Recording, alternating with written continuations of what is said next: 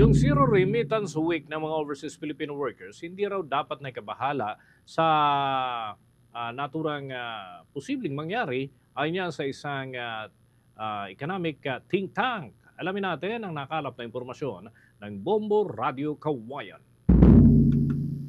Duda ang think tank na Ibon Foundation na mapaninindigan ng mga overseas Filipino workers ang hindi magpadala ng remittance sa kanilang pamilya dito sa Pilipinas. Ito ay kaugnay sa pagkakasahan ng Zero Remittance Week ng ilang mga OFW sa Europa bilang pagpapahayag ng kanilang suporta kay dating Pangulong Rodrigo Duterte na kasalukuyang nasa kustudiya ng International Criminal Court o ICC sa The Hague, Netherlands para sa kaso nitong crime against humanity.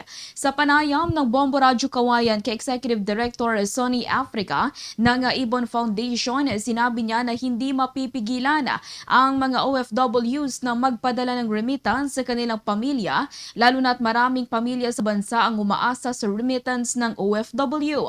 Ang hakbang na ito ng mga OFW ay isang symbolic protest lamang dahil imposibleng matiis ng mga ito ang hindi magpadala. Hindi umano ito dapat ikabahala, lalo na at wala itong masyadong magiging epekto sa bansa dahil ito ay magtatagal lamang ng 1 linggo at maaari itong mabawi sa mga susunod na araw.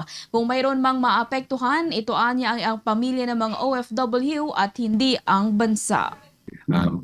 Wala actually maging epekto yung pagtitikla ng zero remittance na yan. Una, 1 linggo lang.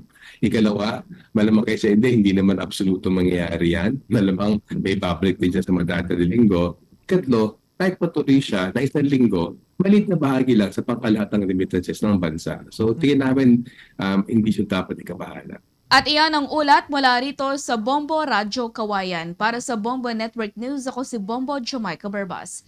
Para sa number 1 and most trusted radio network in the country, Bombo Radyo Philippines. Basta Radyo, Bombo!